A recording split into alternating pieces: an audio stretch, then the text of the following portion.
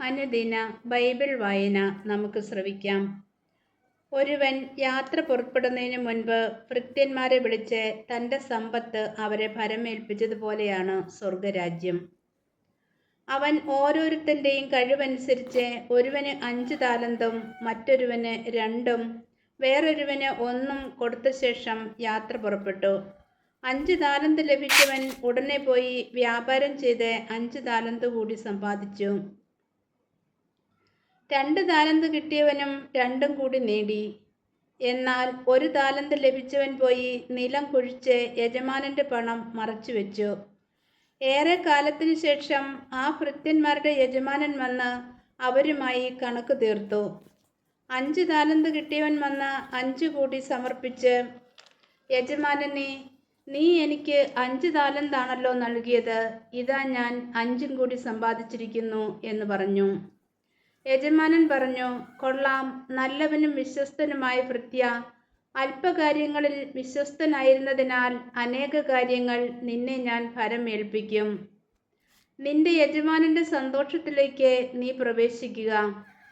2 താലന്ത് കിട്ടിയവനും വന്ന് പറഞ്ഞു, യജമാനനെ, നീ എനിക്ക് 2 താലന്താണല്ലോ നൽകിയത്, ഇതാ ഞാൻ 2-ഉം കൂടി സമ്പാദിച്ചിരിക്കുന്നു.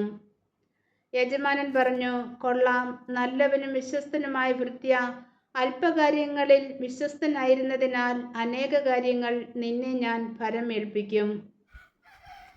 നിന്റെ യജമാനന്റെ സന്തോഷത്തിലേക്ക് നീ പ്രവേശിക്കുക. 1 താലന്ത് കിട്ടിയവൻ വന്ന് പറഞ്ഞു, യജമാനനെ, നീ വിതയ്ക്കാത്തിടത്ത് നിന്ന് കൊയ്യുകയും വിതറാത്തിടത്ത് നിന്ന് ശേഖരിക്കുകയും ചെയ്യുന്ന കഠിനഹൃദയനാണെന്ന് ഞാൻ മനസ്സിലാക്കി. അതിനാൽ ഞാൻ ഭയപ്പെട്ട് നിന്റെ താലന്ത് മണ്ണിൽ മറച്ചുവെച്ചു. ഇതാ നിന്റേത് എടുത്തുകൊള്ളുക. യജമാനൻ പറഞ്ഞു, ദുഷ്ടനും മടിയനുമായ ഭൃത്യാ, ഞാൻ വിതയ്ക്കാത്തിടത്ത് നിന്ന് കൊയ്യുന്നവനും വിതറാത്തിടത്ത് നിന്ന് ശേഖരിക്കുന്നവനും ആണെന്ന് നീ മനസ്സിലാക്കിയിരുന്നുവല്ലോ. എൻ്റെ നാണയം നീ പണവ്യാപാരികളുടെ പക്കൽ നിക്ഷേപിക്കേണ്ടതായിരുന്നു. ഞാൻ വന്ന് എൻ്റെ പണം പലിശ സഹിതം വാങ്ങുമായിരുന്നു. ആ താലന്ത് അവനിൽ നിന്നെടുത്ത് 10 താലന്തുള്ളവന് കൊടുക്കുക. ഉള്ളവന് നൽകപ്പെടും, അവന് സമൃദ്ധി ഉണ്ടാവുകയും ചെയ്യും. ഇല്ലാത്തവനിൽ നിന്നും ഉള്ളതുപോലും എടുക്കപ്പെടും.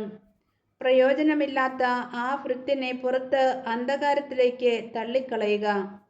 അവിടെ വിലാപവും പല്ലുകടിയും ആയിരിക്കും. നമ്മുടെ കർത്താവായ മിശിഹായിക്ക് സ്തുതി.